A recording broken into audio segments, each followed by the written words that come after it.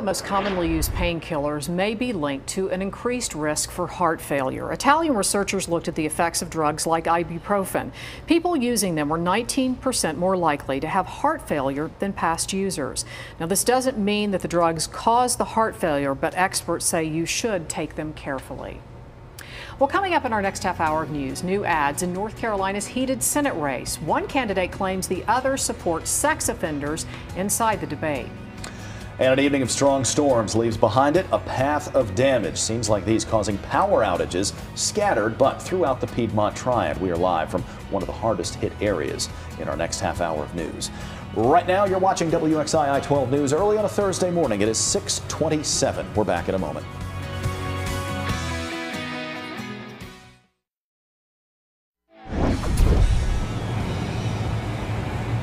I'm Bethany Moore, and this morning we're getting our first look at some of the damage caused from last night's storms. Coming up, we'll give you a live look at that and how this might affect your morning commute.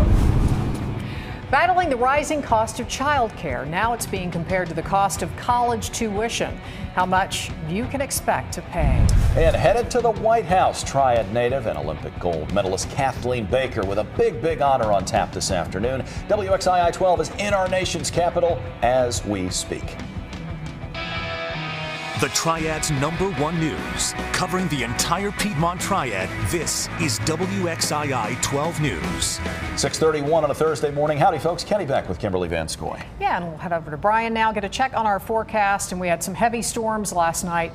Hopefully not again today. Yeah, it meant business yesterday. We have another round today, potentially in the works once again, but the storms that developed really ramped up once they hit the I-85 corridor with heavy rain, lots of lightning, and in some cases some very large hail. Most of the hail was along I-40. It started out in Wilkes County and in around the Yadkinville area near Boonville in Yadkin County. Some viewer photos came in near Boomer out west by Renee Hambre. You can see this is a quarter as a reference point. This looks to be hail that's at least 2 inches in diameter. We had some large hail stones reported, most of which were across the east. This is the Caswell County line just south of Danville, where tennis ball sized hail was reported near the community of Blanche on Mountain Hill Road. In Greensboro, in Burlington, and several area communities, we had widespread reports of 1-inch hail.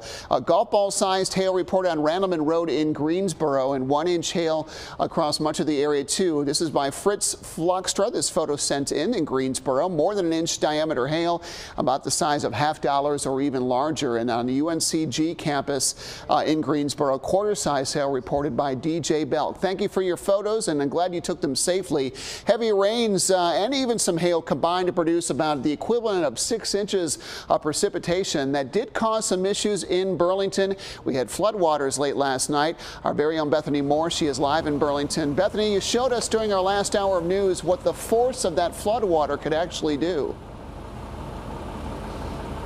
Well, you can see here the flooding has actually subsided out here, but you can see it washed up a lot of debris, including this manhole cover. Now check this out. This is obviously very heavy. I can't even fully lift this thing, but those floodwaters were so powerful that they were able to push it all the way up from where you can see that's where our light's at. So just a lot of intense flooding that happened out here, as well as you mentioned that golf ball size hail that was out here as well. Now we're told that the damage was pretty extensive all around Burlington. One of the major areas of flooding was at the Burlington City Park. Police say there were 5 car accidents and 5 flooded homes. Flooding caused some traffic issues as well. Here at South Church Street and 5th Street, it was reduced to 2 lanes, one going in each direction. The intersection of Key Street and Jackson Street was also blocked due to flooding and being in a low-lying area. You can see here, out here at Church and 5th, it is still down to 1 lane in each direction, so it's definitely going to affect your morning commute out here. Reporting live from Burlington, Bethany Moore, WXII 12 News. Thank you, Bethany, and we're getting a closer look at some of the hail that this storm brought. Many of you sent your pictures and as it passed through. Right, we want to begin with some video out of Greensboro. Incredible stuff here. Oh my God.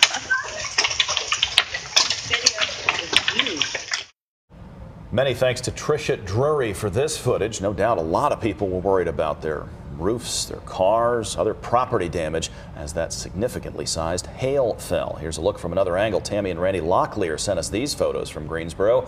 Yep, that is hail in September. Scary stuff. And this one is from Mindy Childress, who was also in Greensboro. That's a big piece of hail. One more, also this was taken in Whitsett, where people dealt with more of the same. I'm sure there's a lot of cars that are damaged this morning.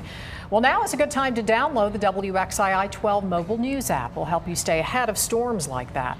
You can track current radar and see your hour-by-hour forecast. It's free in the Google Play and App Stores.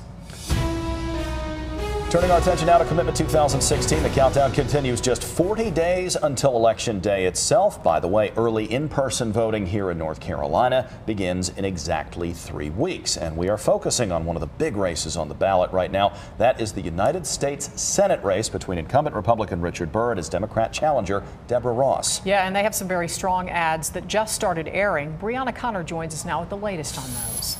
Yeah, you've probably seen those commercials. Senator Richard Burr and his supporters accused Deborah Ross of supporting sexual predators. Now she is responding with an ad of her own. Burr is going after her voting record when it comes to the sex offender registry. Here's part of one of his new ads featuring a sex assault victim.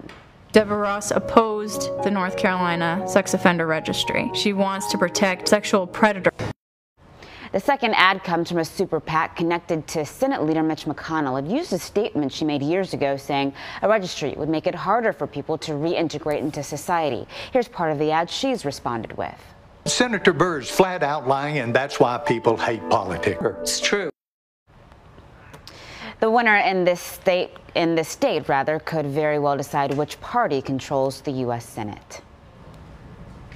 More than 100 students were turned away from school in Guilford County yesterday. It marked the vaccination deadline. School leaders say that they had to exclude 128 students. They say 100 more brought in documentation, so they were able to stay in class.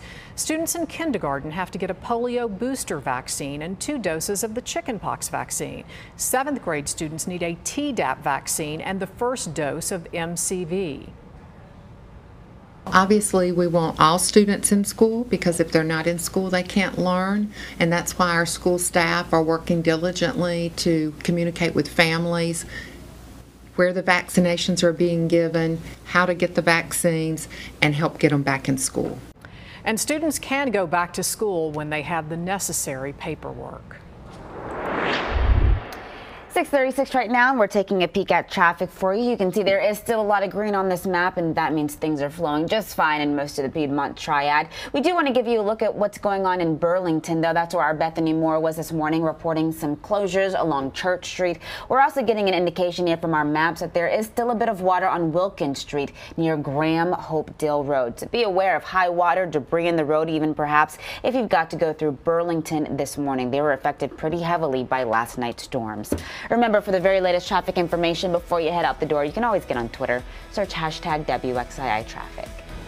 Thanks, Brianna. All right, she grew up in Winston-Salem. She lives in Charlotte. She is a sophomore at Cal Berkeley right now. But today, Kathleen Baker is headed to the White House. We'll explain why.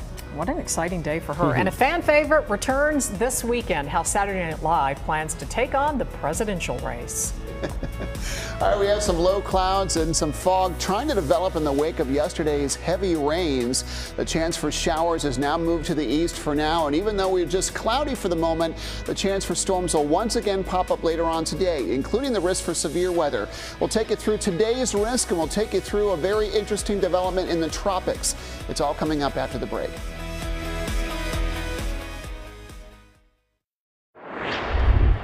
Some financial information for parents this morning. Right, there's a new report out that claims it actually costs more to put your child in full-time daycare than it does for a year of college. This information comes from the think tank New America. It says the average cost of a year of full-time daycare for children up to age 4 is about $9,600 a year. You compare that to the average cost of a year of in-state tuition, which is $9,400 a year.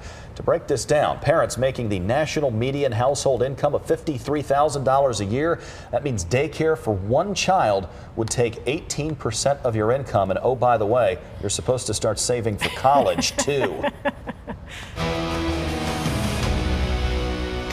Just into the WXII 12 newsroom, hundreds of people are paying their respects to Israel's 9th president right now.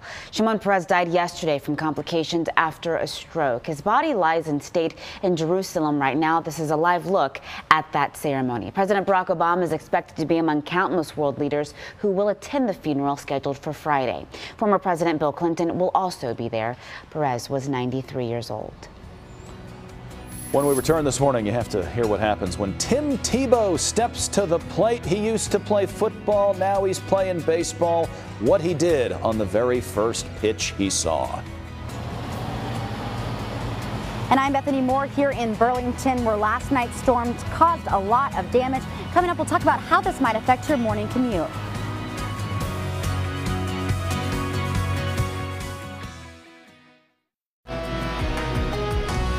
6:45 early on this Thursday morning. A pretty shot over the campus of Appalachian State University. We have clouds in place. The weather not particularly beautiful.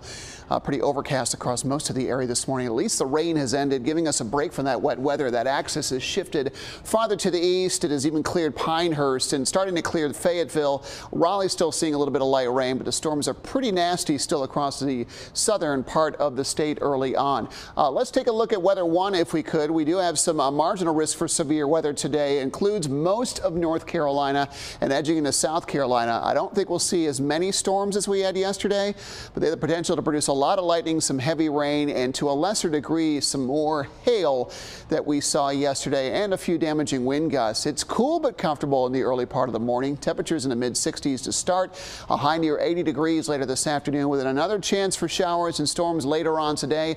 When this rainy pattern finally ends, and what's in store for your weekend plans? That's all coming up.